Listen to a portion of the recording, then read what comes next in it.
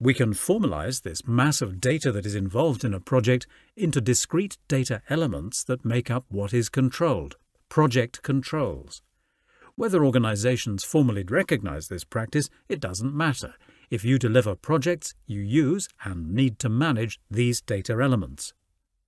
If you don't, the impact is that you don't know if you're ahead or behind schedule, if you're over or underspent, if you've spent money on the right thing, if you're getting value for money, or if your problems are over or only just beginning. For example, a request for information, RFI, that is started at site becomes a change request. A technical query, TQ, that starts at the detailed design stage becomes an issue that needs to be managed on the risk register.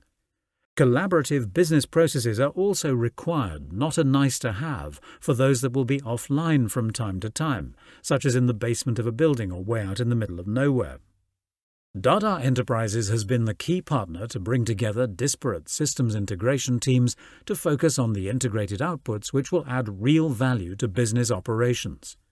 In developing the blueprint, we use a fishbone questionnaire to specify a project controls and cost management solution. The key we have found is to develop an enterprise view of cost management definitions on basic terms, like actuals costs. This sounds simple at first, but let's take a superficially simple concept of trying to define what actual costs mean. Surely all companies must know this. Come on, it's not that complicated. It's like the bill at the end of a meal. Simples. But ask yourself these questions. Are you able to calculate the actual costs for the named resources, to calculate the break-even rate, to work out your profit at the individual resource level? How will you treat accruals? This is important as some companies have an intercompany model. Also, usually companies' reporting cycles have to start before their monthly accounting period is over. What happens then if you want to correct overestimates? How will negative costs be treated in the case of credit notes or over-accrual corrections?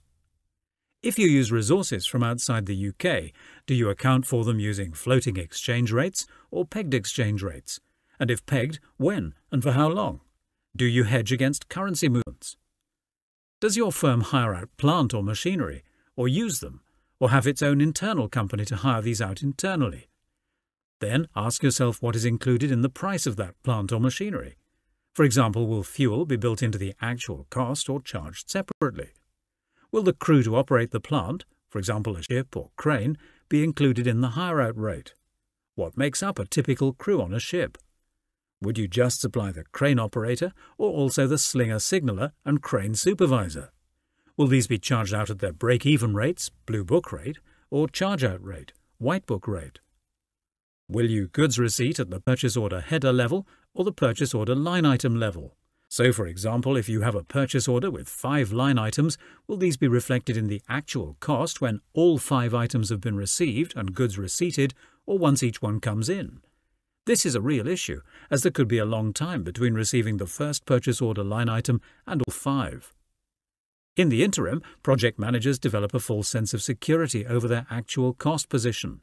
They think there is surplus cash, mistake it for profit, and spend it. This example is just used to illustrate how ERP integration is not a software challenge. The real challenge is defining and achieving a common understanding of the solution. Identifying the transition steps from now to then and keeping the organization together and focused on the goal through the transition. Too often the software confuses client organizations into thinking they can outsource an implementation and they'll get the solution right for them. Integrating enterprises' systems data eliminates the duplication of data, manual data inputting, and the inevitable errors that come with this.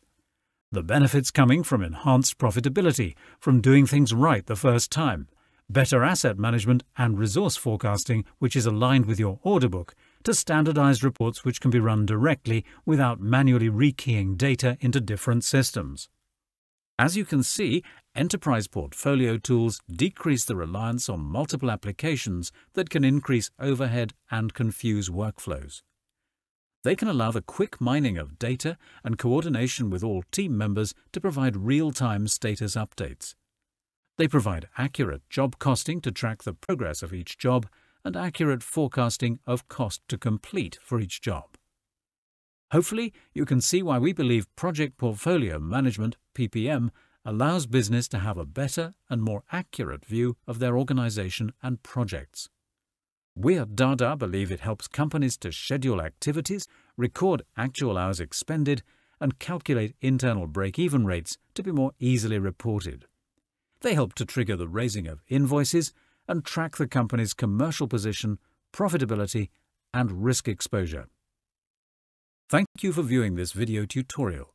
Please get in contact to hear how we can offer you a free project audit to benefit from some of the concepts discussed here.